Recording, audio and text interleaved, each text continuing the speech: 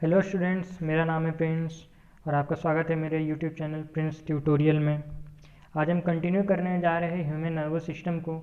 हमने पहले लेक्चर में पढ़ा था न्यूरॉन के बारे में कि कैसे नर्व इम्पल्स ट्रांसफ़र होता है एक न्यूरॉन से दूसरे न्यूरॉन, फिर वो नर्व इम्पल्स सेंसरी ऑर्गन से ब्रेन की तरफ ट्रांसफ़र होता है, फिर ब्रेन सिग्नल देता है, फिर वापस वो इफेक्टर की तरफ जाता है सिग्नल। तो आज हम पढ़ने वाले ह्यूमन नर्वस सिस्टम को आगे देखेंगे। Main organs of the nervous system, brain, spinal cord, nerves के बारे में डिटेलिंग में जानेंगे और फिर रेफ्लेक्स एक्शन और रेफ्लेक्स आर्क के बारे में पढ़ेंगे। तो आइए स्टार्ट करते हैं। तो पहले main organs of the nervous system के बारे में आप लोग जानते हैं। नर्वस सिस्टम वैसा सिस्टम होता है हमारे बॉडी का जो कि बहुत सारे फंक्शंस को कंट्रोल एंड कोऑर्डिनेट करता है, तो सिग्नल्स को एक ऑर्गन से दूसरे ऑर्गन की ओर ले जाने में मदद करता है हमारे बॉडी में नर्वस सिस्टम। तो नर्वस सिस्टम हमारे बॉडी का वो सिस्टम होता है जो कि नर्व इम्पल्सेस को ट्रांसफ़र करता है across the neuron from one body part two another body part. ठीक है, तो आइए बात करते हैं पहले ब्रेन के बारे में। जाने तो ब्रेन हमारा क्रेनियम के अंदर होता है। ब्रेन के बारे में डिटेल में पढ़ेंगे बाद में। Spinal cord inside the vertebral column के अंदर होता है। वर्टिब्रल कॉलम को रीढ़ की हड्डी कह लीजिए आप। ठीक है, नर्व्स के बारे में हम जानते हैं। नर्व्स कितने टाइप के होते हैं हमने पिछले वीडियो में पढ़ा था कि नर्व्स तीन टाइप के होते हैं, sensory nerves, motor neurons and relay neurons. ठीक है, तो मैं एक डिफरेंस बता देता हूँ नर्व्स और न्यूरॉन के बीच में। जैसे कि न्यूरॉन जो होता है सिंपलेस्ट स्ट्रक्चर होता है कोई भी नर्व का। ठीक है, simplest basic structural form of nervous system is called neuron. ठीक है, तो न्यूरॉन क्या होता है? Structural and functional unit of nervous system. जैसे कि एक ये न्यूरॉन है, ठीक है, पहला न्यूरॉन, फिर ये दूसरा न्यूरॉन। तो न्यूरॉन के जो इंटर कनेक्शंस होते हैं एक के बाद एक न्यूरॉन, ये बहुत ज़्यादा कनेक्शन बना लेते हैं। ठीक है, बहुत लंबा कनेक्शन बना लेते हैं। इस लंबे कनेक्शन को नर्व कहेंगे, जबकि ये इंडिविजुअल यूनिट को कहेंगे न्यूरॉन। ठीक है, इंडिविजुअल यूनिट को कहेंगे न्यूरॉन, जबकि ये पूरा कनेक्शन जो होता है, ये पूरा कनेक्शन जो है, पूरा लंबा कनेक्शन, इनको कहेंगे नर्व्स। तो नर्व्स और न्यूरॉन में आप लोगों को अंतर समझ में आ गया होगा। तो बात करते हैं नर्व्स की। नर्व्स तीन टाइप के होते हैं, cranial nerves, spinal nerves and visceral nerves. Cranial nerves किनको कहते हैं? Cranial nerves connect all the parts in the head directly to brain. अब हेड में बहुत सारे पार्ट्स होते हैं, जैसे कि आई हो गया, ईयर हो गया, नोज हो गया, चीक्स हो गए।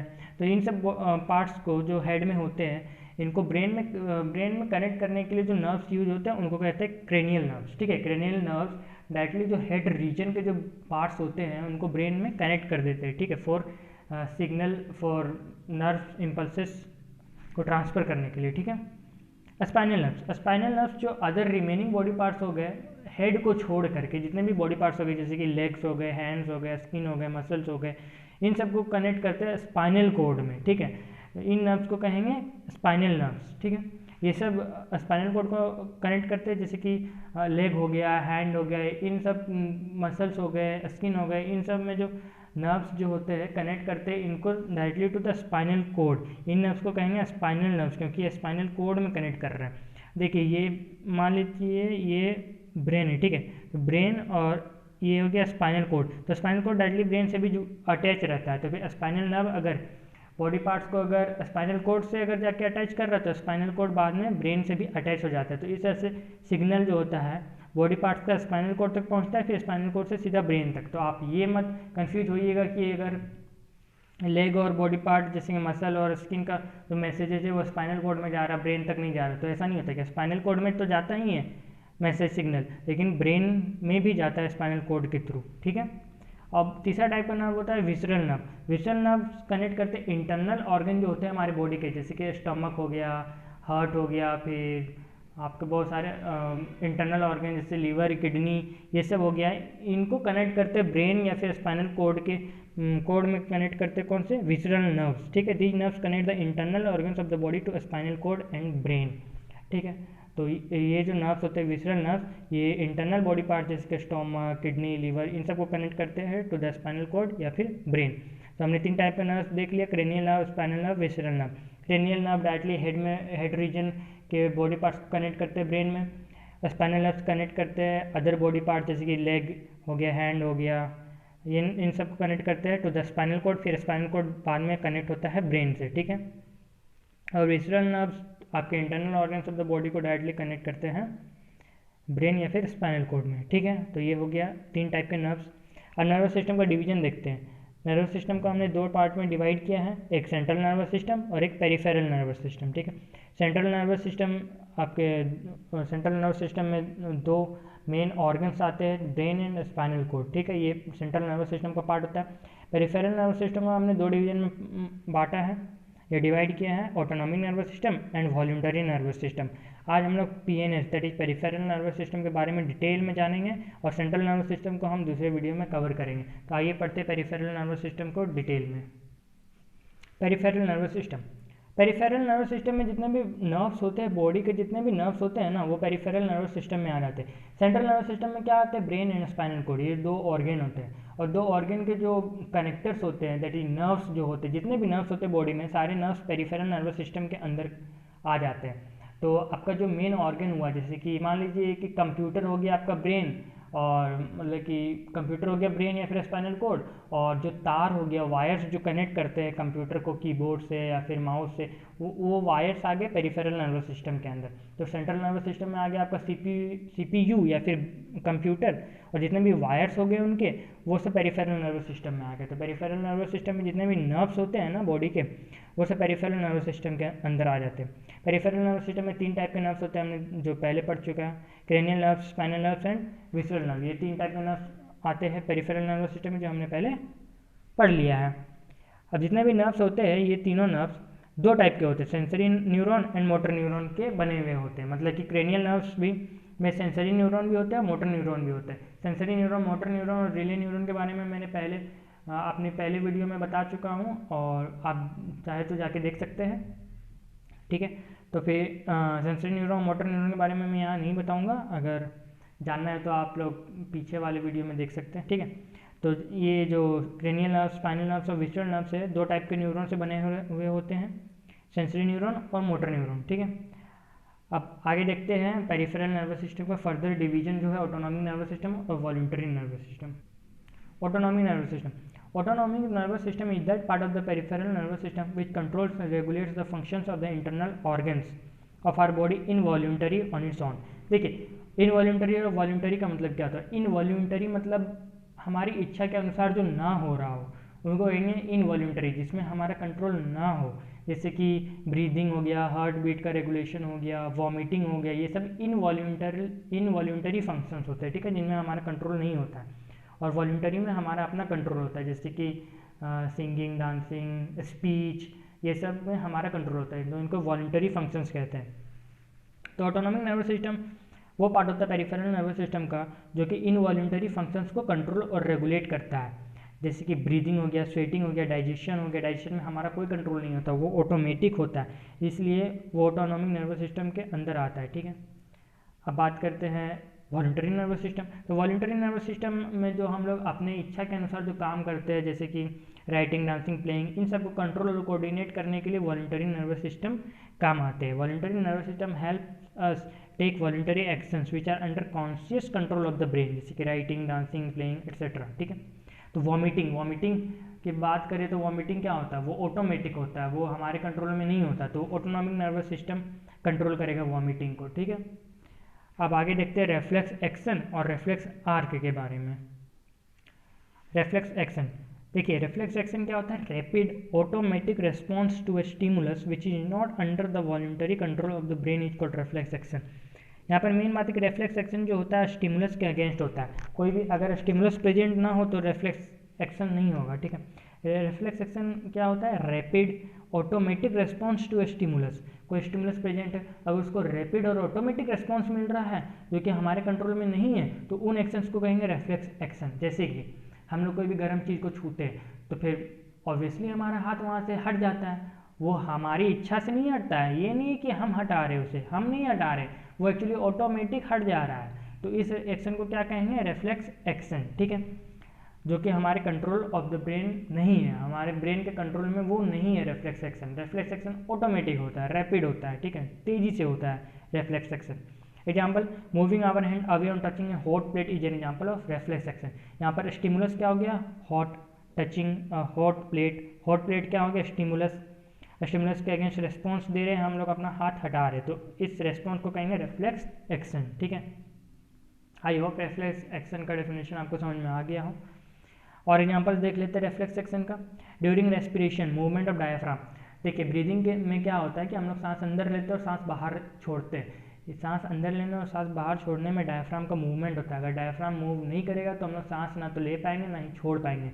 तो ये भी एक रिफ्लेक्स एक्शन होता है जो हमारे कंट्रोल में नहीं होता है। हम लोग डायफ्राम को हम लोग मूव नहीं करवा पाएंगे, वो खुद ब खुद मूव होता है जब इंस्पिरेशन और एक्सपिरेशन होता है। तो कफिंग, कफ को हम लोग नहीं रोक पाते, कफ हम लोग कर ही देते हैं। कफिंग मतलब कि खांसी देते हैं, छींक देते हैं। स्नीजिंग, तो ये सब क्या हो गया, रिफ्लेक्स एक्शन हो गया। स्नीजिंग कैसे रिफ्लेक्स एक्शन है, जैसे कि हमारे नाक में कोई गंदगी चल जाए या फिर कोई अनवांटेड पार्टिकल्स चले जाए तो फिर इरिटेशन काउज करता है हमारे नोज के अंदर, तो जिससे हमारा नोज एक रिफ्लेक्स एक्शन काउज करता है, स्नीजिंग, छींकता है ताकि वो अनवांटेड पार्टिकल जो है वो नोज से बाहर निकल आए फॉर आवर प्रोटेक्शन। तो स्नीजिंग में एक रिफ्लेक्स एक्शन होंगे। ब्लिंकिंग ऑफ आइज, अगर मान लीजिए आपका आँख में कोई चीज़ आके पड़ रहा है तो फिर देखिएगा आपकी आंखें अपने आप ऑटोमेटिक बंद हो जाती है for the protection of our eye. तो आई लिड हमारा प्रोटेक्शन कर लेता है ब्लिंकिंग ऑफ आईज में। तो ये भी एक रिफ्लेक्स एक्शन होता है जो स्टिमुलस के रिस्पॉन्स में होता है। रिफ्लेक्स एक्शन होता है क्योंकि हमारे कंट्रोल में नहीं होता है, कभी भी कुछ भी तेज़ी से चीज़ आता है हमारी आंखों की ओर तो हमारे आंखें ऑटोमेटिक बंद हो जाती है, तो ये हमारा कंट्रोल नहीं होता है, इसलिए इसको रिफ्लेक्स एक्शन कहते हैं। यॉर्निंग, जमाही आना, जैसे कि आपको अगर नींद आ रही होती है तो जमाही आती है तो फिर ये आपके कंट्रोल में नहीं है, ये एक रिफ्लेक्स एक्शन है, ये बॉडी का एक रेस्पॉन्स है कि हाँ भाई बॉडी थक गई है अब आपको सोना चाहिए। तो ये होता है रिफ्लेक्स एक्शन, ठीक है। Rapid automatic response to stimulus which is not under the voluntary control of the brain is called reflex action. और इसलिए रिफ्लेक्स एक्शन आपका ऑटोनॉमिक नर्वस सिस्टम में आ जाता है, ठीक है। अब बात करते हैं रिफ्लेक्स आर्क। रिफ्लेक्स आर्क क्या होता है। अब हमने तो पिछले वीडियो में अच्छे से देखा था कि कैसे कोई भी इम्पल्स जो है वो जनरेट होता है, नर्व इम्पल्स कैसे सेंसरी ऑर्गन से जाता है ब्रेन में थ्रू सेंसरी न्यूरॉन, फिर ब्रेन आपका एनालाइज करता है मैसेज को, फिर वापस इफेक्टर्स में भेजता है थ्रू मोटर न्यूरॉन उस नर्व इम्पल्स को, ठीक है। हमने पिछले वीडियो में डिटेल में पढ़ा था, आप जाके चेक कर सकते हैं। तो इस जो रूट जो है नर्व इम्पल्स का जाने का रूट है, जैसे सेंसरी ऑर्गन से गया आपका ब्रेन में, फिर ब्रेन से गया इफेक्टर्स में, तो इस रूट को कहेंगे रिफ्लेक्स आर्क। ये रिफ्लेक्स आर्क मतलब सिर्फ रिफ्लेक्स एक्शन के रूट को बताता है, ठीक है। पाथवे और route taken by nerve impulses in a reflex action is called reflex arc. Reflex arc वो रूट है या फिर पाथवे है through which nerve impulses travel and in a reflex action, ठीक है। रिफ्लेक्स एक्शन अगर परफॉर्म होता है, जैसे कि हम लोग कोई, जैसे कि एग्जांपल देखते हैं, जैसे कि हैंड में अगर हीट आ गया, जैसे कि हम लोग हॉट प्लेट को टच किए तो फिर सेंसरी न्यूरॉन से मैसेज आएगा कि हाँ भाई गर्म चीज़ कुछ टच हुआ है, वो स्पाइनल कॉर्ड में जाएगा, स्पाइनल कॉर्ड फिर मैसेज भेजेगा मोटर न्यूरॉन के थ्रू कि हाँ भाई जल्दी से हाथ हटाओ वहाँ से, नहीं तो फिर डैमेज पहुँच सकता है। तो ये पाथवे जो हुआ कि हाँ हाथ से गया नर्व इम्पल्स स्पाइनल कॉर्ड में, स्पाइनल कॉर्ड से फिर नर्व इम्पल्स पास हुआ हैंड में कि हाथ हटाना है, तो इस पाथवे को क्या कहेंगे, रिफ्लेक्स आर्क, ठीक है। ये सिर्फ रिफ्लेक्स एक्शन के पाथवे को बताता है रिफ्लेक्स आर्क, क्योंकि रिफ्लेक्स नाम में ही है, ठीक है। तो रिफ्लेक्स एक्शन का जो पाथवे होता है उसको रिफ्लेक्स आर्क कहते हैं, ठीक है। डेफिनेशन बहुत इंपॉर्टेंट है, आपके एग्जाम में आ सकता है। अब यहाँ चूँकि स्पाइनल कोड सिर्फ इन्वॉल्व तो फिर इसको स्पाइनल रिफ्लेक्स आर्क कहेंगे, ठीक है। कहीं कहीं मतलब कि बहुत सारे रिफ्लेक्स एक्शंस जो होते हैं ना वो स्पाइनल कोड ही संभाल लेता है, क्योंकि ब्रेन तक जाने में थोड़ा टाइम लगता है, ब्रेन को प्रोसेसिंग करने में भी टाइम लगता है, लेकिन हमारे पास उतना टाइम होता नहीं है एक्चुअली रिफ्लेक्स एक्शन को परफॉर्म करने के लिए, इसलिए बहुत सारे रिफ्लेक्स एक्शन जो होता है स्पाइनल कोड से ही तक ही जाते हैं। उसके बाद फिर स्पाइनल कोड फिर फर्दर मैसेज भेज देता है मेमोरी के तौर पर ब्रेन को कि हाँ भाई हमने हॉट प्लेट छुआ था, हमने हॉट चीज़ को छुआ था या फिर कुछ नुकसान पहुंचा रहा था। तो ऐसा होता है, अगर स्पाइनल कोड सिर्फ इन्वॉल्व हो रिफ्लेक्स एक्शन में तो उसको स्पाइनल रिफ्लेक्स एक्शन कहते हैं, ठीक है। ठीक है, most of the reflex action जो होता है स्पाइनल कोड को इन्वॉल्व करते हैं इनको स्पाइनल रिफ्लेक्सेस कहते हैं। लेकिन कुछ रिफ्लेक्स एक्शन वैसे भी होते हैं जो जिसमें सिर्फ ब्रेन का पार्ट होता है, ब्रेन काम आता है, उनको सेरेब्रल रिफ्लेक्सेस कहते हैं।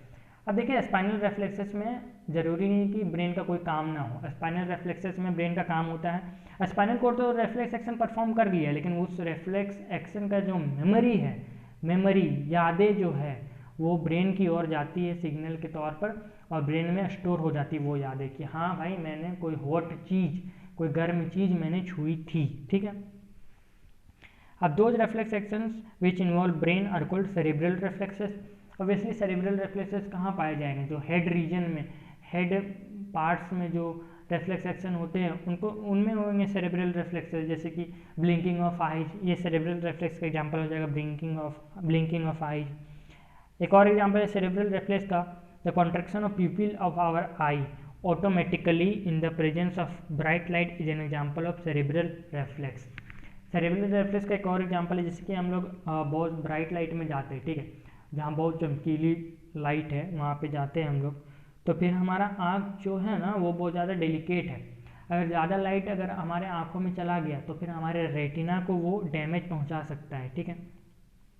तो क्या होता है ना कि हमारा जैसे कि ब्राइट लाइट में हम लोग जाते तो हमारा जो प्यूपिल है, प्यूपिल जानते होंगे आप लोग, ये जैसे कि आई है, ठीक है, मान लेते ये आइरिस है, ठीक है, ये कलर्ड पोर्शन है आई का, ठीक है, ये कलर्ड पोर्शन है आई का। सभी के आई में कलर होते हैं, आप लोगों को पता होगा कि जिनका ब्लैक, ब्राउन, ब्लू, ग्रीनिश, ठीक है।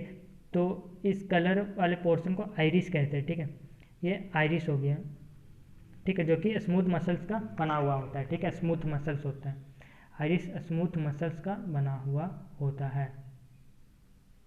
और ये जो खाली जगह जो दिख रहा है आपको, ये ब्लैक पोर्शन होता है, सभी की आंखों में होता है ब्लैक पोर्शन, इसको कहेंगे प्यूपिल, ठीक है, प्यूपिल, जिसके थ्रू लाइट जाता है अंदर घुसता है आंखों में और फिर रेटिना में जाता है, इस प्यूपिल के कारण ही। और प्यूपिल ब्लैक क्यों होता है, क्योंकि प्यूपिल से कोई लाइट रिफ्लेक्ट ही नहीं होता है, अगर लाइट रिफ्लेक्ट ही नहीं होगा तो वो ऑब्वियसली ब्लैक कलर का होगा, तो प्यूपिल ब्लैक कलर का होता है, ठीक है।